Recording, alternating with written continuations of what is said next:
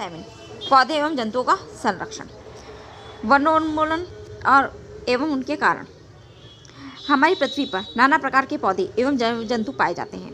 ये मानव जाति के अस्तित्व एवं भली प्रकार से रहने वाले के लिए आवश्यक होते हैं।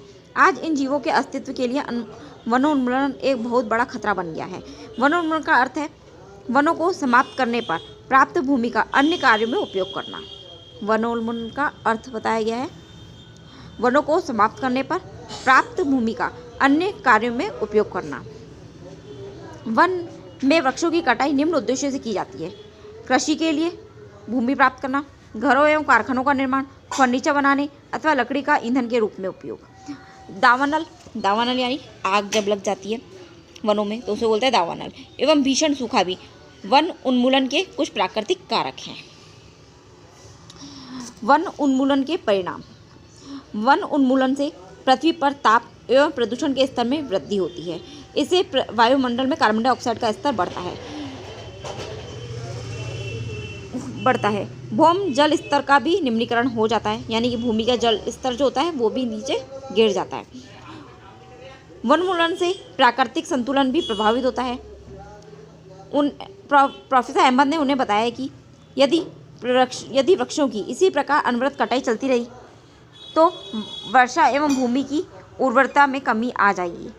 उर्वरता यानी कि उपजाऊ नहीं रहेगी, वो उसकी उपजाऊ क्या हो जाएगी, कम हो जाएगी। इसके अतिरिक्त बाढ़ अथवा सूखे जैसी प्राकृतिक आपदाओं की संभावनाएं बढ़ जाती हैं। याद कीजिए, प्रकाश संश्लेषण की क्रिया में पौधों को भोजन बनाने के लिए कार्बन डाइऑक्साइड की आवश्यकता होती है। कम वृक्षों का अर्थ है कार्बन डाइऑक्साइड के उपयोग में कमी आना, जिससे वायुमंडल में इसकी मात्रा बढ़ जाती है। क्योंकि कार्बन डाइऑक्साइड पृथ्वी द्वारा उत्सर्जित ऊष्मीय विकिरणों का प्रग्रहण कर लेती है, उसको ग्रहण कर लेती है। अतः इसकी मात्रा में वृद्धि के परिणाम स्वरूप विश्व उष्णन होता है। जब पेड़ों की कटाई होगी तो पेड़ क्या करते हैं, खाना बनाने के लिए कार्बन डाइऑक्साइड गैस लेते हैं, और जब पेड़ों की कटाई हो जाएगी तो कार्बन डाइऑक्साइड की मात्रा हमारे वातावरण में बढ़ जाएगी। वातावरण में बढ़ने से क्या होगा, तापमान में वृद्धि होगी, और उसी को हम क्या बोलते हैं, विश्व उष्णन बोलते हैं। पृथ्वी के ताप में वृद्धि के जल चक्र का संतुलन बिगड़ता है। यदि पृथ्वी के ताप में वृद्धि होगी तो क्या होगा, जल चक्र जो हमारा पृथ्वी पे पानी की कमी हो जाएगी, तो उसका संतुलन क्या होगा, बिगड़ जाएगा। वर्षा दर में कमी आती है, जिसके कारण सूखा पड़ता है। मृदा के गुणों में परिवर्तन आने का मुख्य कारण वनोन्मूलन है, यानी कि वनों की कटाई। मृदा के गुण में जो परिवर्तन आता है, यानी कि वो उपजाऊ होती है तो उपजाऊ से क्या हो जाती है, वो बंजर हो जाती है, तो वो है ना, उसके कारण क्या होता है, उसका रीज़न क्या है, वनोन्मूलन, वनों की कटाई। किसी क्षेत्र की मृदा के भौतिक गुणों पर वृक्षारोपण और वनस्पति का प्रभाव पड़ता है। भूमि पर वृक्षों की कमी होने से मृदा अपरदन अधिक होता है। मृदा की ऊपरी परत हटने से नीचे की कठोर चट्टानें दिखाई देने लगती है। इससे मृदा में ह्यूमस की कमी होती है तथा इसकी उर्वरता भी अपेक्षाकृत कम हो जाती है। धीरे धीरे उर्वर भूमि मरुस्थल में परिवर्तित हो जाती है, जिसे मरुस्थलीकरण कहते हैं। वनोन्मूलन से मृदा की जल धारण क्षमता तथा भूमि की ऊपरी सतह से जल के नीचे की और अंतःप्रवाह पर विपरीत प्रभाव पड़ता है, जिसके परिणाम स्वरूप बाढ़ आती है। मृदा के अन्य गुण जैसे पोषक तत्व, गठन इत्यादि भी वनोन्मूलन के कारण प्रभावित होते हैं। अब है वन्य एवं वन्य प्राणियों का संरक्षण। वन्य एवं वन्य प्राणियों का संरक्षण। वनोन्मूलन के प्रभाव जानने के पश्चात पहेली और बूझो चिंतित थे। पहेली और बूझो दो बच्चे हैं जो वनोन्मूलन का प्रभाव जाना कि उससे क्या क्या दुष्प्रभाव हो सकते हैं, तो वो जान के वो दोनों बहुत चिंतित हुए। तो प्रोफेसर अहमद के पास गए और उन्होंने पूछा कि वन्य और वन्य प्राणियों को किस प्रकार से बचाया जा सकता है। तो प्रोफेसर अहमद ने पहेली और बूझो और उसके सहपाठियों के लिए जैवमंडल संरक्षित क्षेत्र के भ्रमण का आयोजन किया। इसके लिए उन्होंने पचमढ़ी जैवमंडलीय संरक्षित नामक क्षेत्र को चुना। कौन सा संरक्षित क्षेत्र है? पचमढ़ी जैवमंडलीय संरक्षित नामक क्षेत्र को चुना। वे जानते हैं कि इस क्षेत्र के पौधे एवं जीव एवं जंतु ऊपरी हिमालय की श्रृंखलाओं एवं निचले पश्चिमी घाट के समान हैं। प्रोफेसर अहमद का विश्वास है कि इस क्षेत्र की जैव विविधता अनूठी है। उन्होंने वन कर्मचारी श्री माधव जी से जैव मंडलीय संरक्षित क्षेत्र में बच्चों का मार्गदर्शन करने का अनुरोध किया। उन्होंने बताया कि जैविक महत्व के क्षेत्रों का संरक्षण हमारी राष्ट्रीय परंपरा का एक भाग है।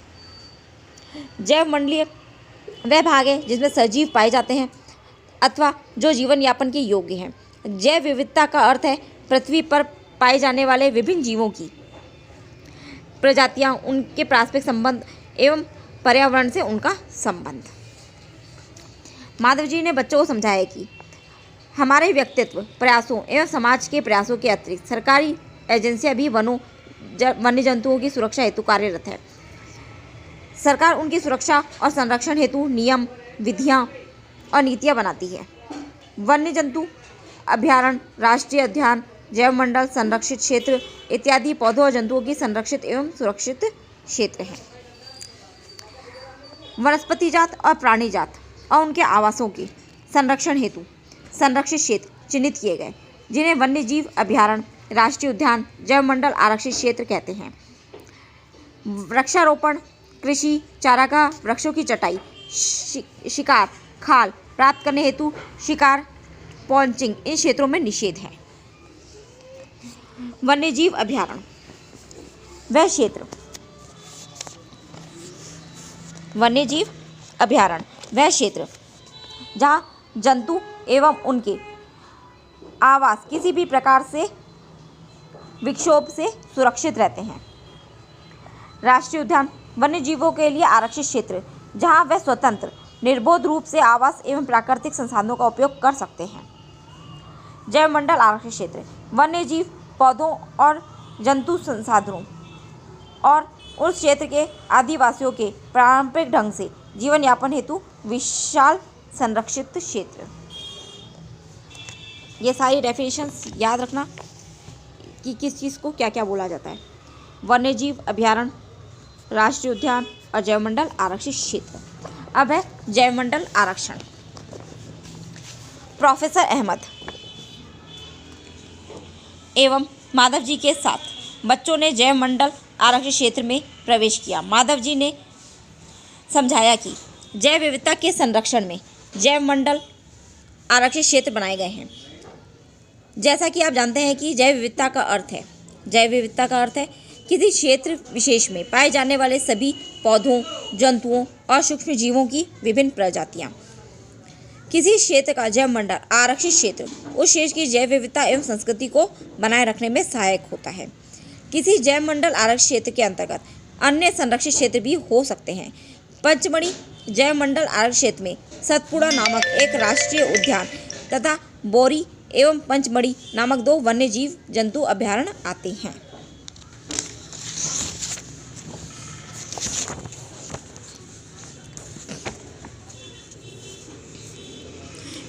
पेड़ पौधे एवं जीव जंतु। बच्चों ने भ्रमण करते समय जैव मंडल आरक्षित क्षेत्र की हरियाली संपदा की प्रशंसा की। वे लंबे लंबे सौगान, टीक के वृक्षों एवं वन्य प्राणियों को देखकर प्रसन्न थी। पहली ने अचानक एक खरगोश देखा और उसे पकड़ने का प्रयास किया। वह उसके पीछे दौड़ने लगी। प्रोफेसर अहमद ने उसे रोका, उन्हें समझाया कि जंतु अपने आवास में प्रसन्न रहते हैं, हमें उनको परेशान नहीं करना चाहिए। माधव जी ने समझाया कि कुछ जंतु एवं पौधे एक विशेष क्षेत्र में पाए जाते हैं। किसी विशेष क्षेत्र में पाए जाने वाले पेड़ पौधे उस क्षेत्र के वनस्पति जात एवं जीव जंतु प्राणी जात कहलाते हैं। साल, सागौन, आम, जामुन, सिल्वर, फन, अर्जुन इत्यादि वनस्पति जात है तथा चिंकारा, नील, गाय, बार्किंग, हिरण, चीतल, तेंदुआ, जंगली कुत्ता, भेड़िया इत्यादि पंचमढ़ी जैव मंडल आरक्षित क्षेत्र के प्राणी जात हैं। विशेष क्षेत्रीय प्रजाति।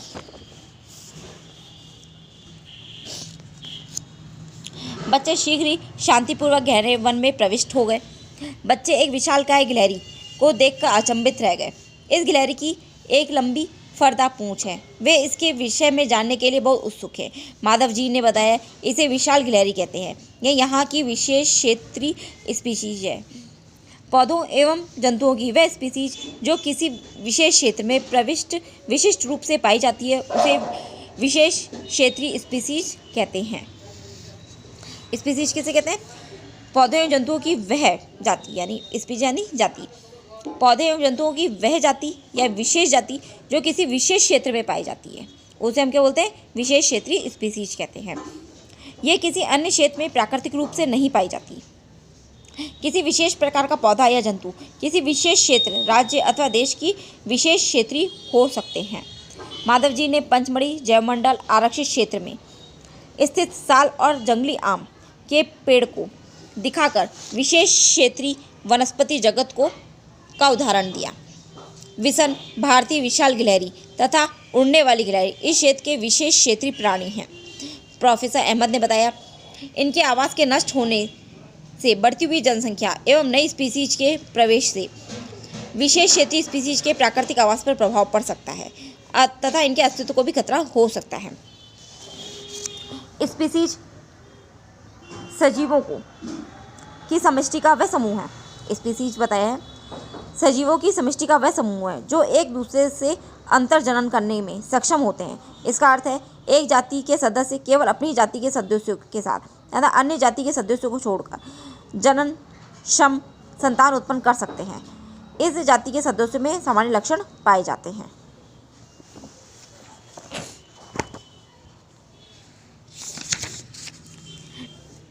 वन्य प्राणी अभयारण्य। शीघ्र ही पहली ने एक बोर्ड देखा जिस पर लिखा हुआ था पंचमढ़ी वन्य प्राणी अभयारण्य। प्रोफेसर अहमद ने बताया कि आरक्षित वनों की तरह ही कुछ ऐसे क्षेत्र हैं जहां वन्य प्राणी जंतु सुरक्षित एवं संरक्षित हैं। इन्हें वन्य प्राणी अभयारण्य कहते हैं। जहां पे वन्य प्राणी सुरक्षित और संरक्षित रहते हैं उन्हें क्या बोलते हैं, वन्य प्राणी अभयारण्य कहते हैं। माधव जी पुनः बताते हैं, अभयारण्य वह स्थान है जहाँ प्राणियों और जंतुओं को मारना या शिकार करना या पकड़ना पूर्णतः निषेध और दंडनीय अपराध है। कुछ महत्वपूर्ण संकट उत्पन्न वन्य जीव जैसे कि काले हिरण, श्वेत आंखों वाले हिरण, हाथी, सुनहरी बिल्ली, गुलाबी सिर वाली बतख, घड़ियाल, कच्छ, मगरमच्छ, अजगर, गेंडा इत्यादि हमारे वन्य प्राणी अभयारण्यों में सुरक्षित एवं संरक्षित हैं। भारतीय अभयारण्यों में अनूठे दृश्य भूमि, बड़े समतल वन, पहाड़ी वन तथा बड़ी नदियों के डेल्टा की झाड़ी भूमि तथा बुशलैंड है। यह अफसोस है की बात है कि संरक्षित वन भी जीवों के लिए सुरक्षित नहीं रहे क्योंकि इनके आसपास के क्षेत्रों में रहने वाले लोग